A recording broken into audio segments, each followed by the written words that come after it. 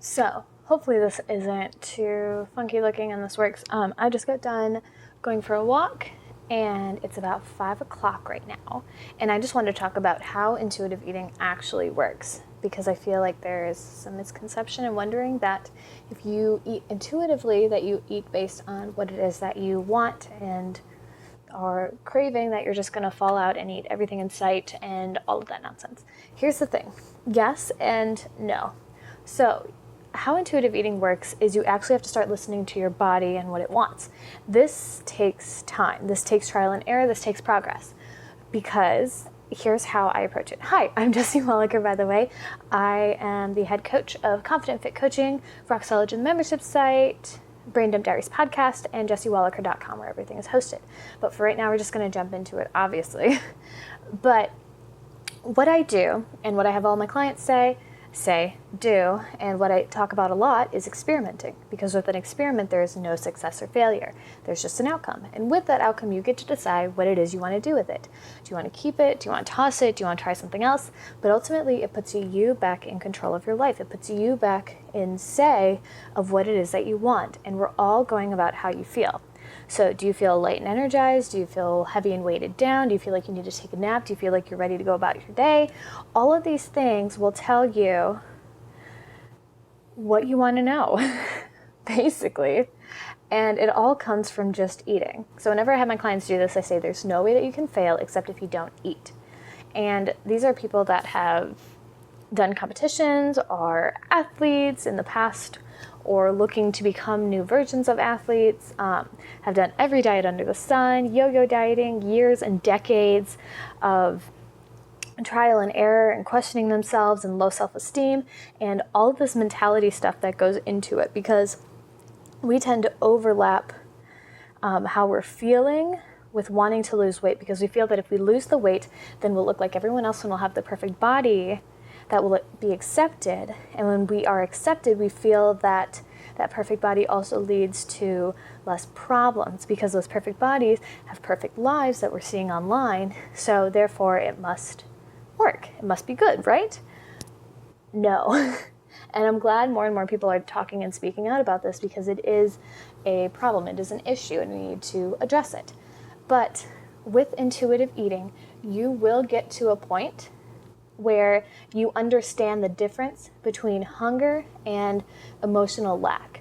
I have a podcast called, I can never think of it, but it's basically talking about there's different types of lack and cravings, and it shouldn't be that far down. So if you go on the Brain Dump Diaries, it's on SoundCloud and Spotify.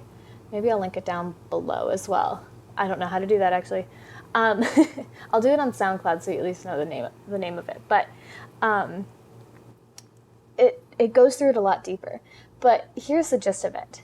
You will understand how you feel and what you're craving, so you can make the conscious choice, because at that point, you will know too much. It's not that you already know a lot now, but it's rules and all of these guidelines that you're following from other people. You haven't actually applied it to yourself. You've numbed yourself out. You've told yourself to be silent, because these are the rules that are working for the people in the bodies that you want. So you're going to listen to them, because obviously if it works, I mean, they look like that, so it works. And if what you were doing was working, then you wouldn't need to do it, right? No.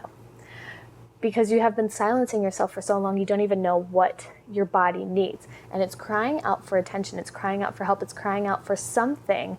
And the only thing that you're solely focused on, the absolute most, is your food, is your diet, is your body.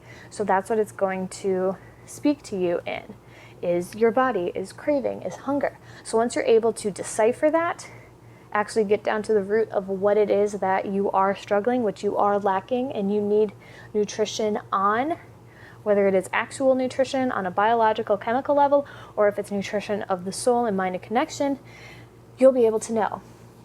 And that's how intuitive eating works. So, for instance, right now it's 5 o'clock. I just got done from a walkish. I really need a shower. I stink really bad, but I'm not really that hungry. I'm not. And this is a time when I would normally eat, and I was somebody who went from eating everything in sight. I would eat my meal, then finish yours, and then have dessert, and then have a snack afterwards, to counting and weighing and measuring and tracking every little thing that went into my mouth, to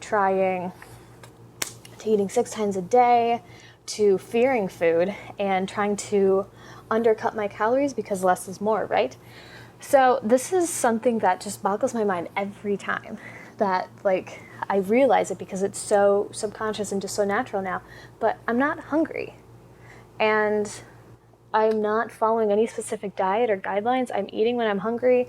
I'm listening to the cravings that I have because I understand nutrition and I understand my body. And when it is craving something, like when it is craving something sweet or salty or snacky, then maybe I'm not getting enough fat, or I'm not hydrated enough, or I'm not getting enough protein. Like all of these things play into why I'm craving certain foods. But when you take out the guilt and the shame about it, then you're actually able to look at the bigger picture. You're actually able to see why your body is craving the things that it is.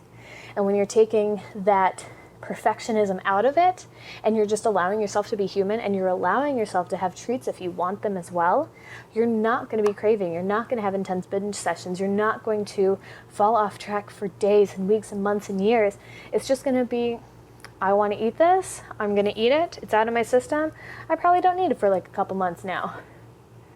Doesn't that feel so much better than constantly having it on your mind and constantly telling yourself no and you're a bad person if you want to do it? And even on your cheat days, you feel bad and guilty about it because you're not supposed to do that, because it's bad, it's naughty, it's cheating. This is how intuitive eating works. Again, it's a process. It takes time to find out what those things are and to work through them. But you totally can. There's videos on here. I have videos. My podcast is also really good about it. There's all kinds of different things that you can do. But if you're somebody that wants a little bit more support, a little bit more one-on-one connection and touch, and actually using these things and having them applied specifically to you and working through it, I do offer one-on-one coaching. So I have my Finding Your Worth Without Scale open right now. It is a 2-month program, and then after that it goes month to month, depending on what your goals are. We have bi-weekly conversations, bi-weekly phone video calls for about an hour, and then after that, in between time, every day we're chit-chatting on Voxer Messenger with voice messages and text messages, and just connecting and seeing where you're at and helping you through all of this so that you can actually see the progress you want. And I know that you're questioning it, because if it was meant to be, it would already happen now, right? That if you have all the tools at your disposal, why isn't it working? Maybe it is just you, but it's not. You just have so much rolling around in your head, and you've been silencing your own voice and your own perspective for so long that's why. That's why it's not working. That's why you're struggling with it, because you can't actually hear what's going on and what's going wrong. So if you do want support, let me know. Again, Finding Your Worth Without Scale, 2 months to start, and then it can go month to month after that. That's what I'm promoting right now. Otherwise, you can do this your own. I'm just saying that when you work with somebody one-on-one, especially one-on-one, when they're actually able to like connect it with you and be there along the way, it cuts years off of your timeline. Like, I'm 6-7 years past when I first tried to figure it out, and it took me about 3 years to kind of figure it out.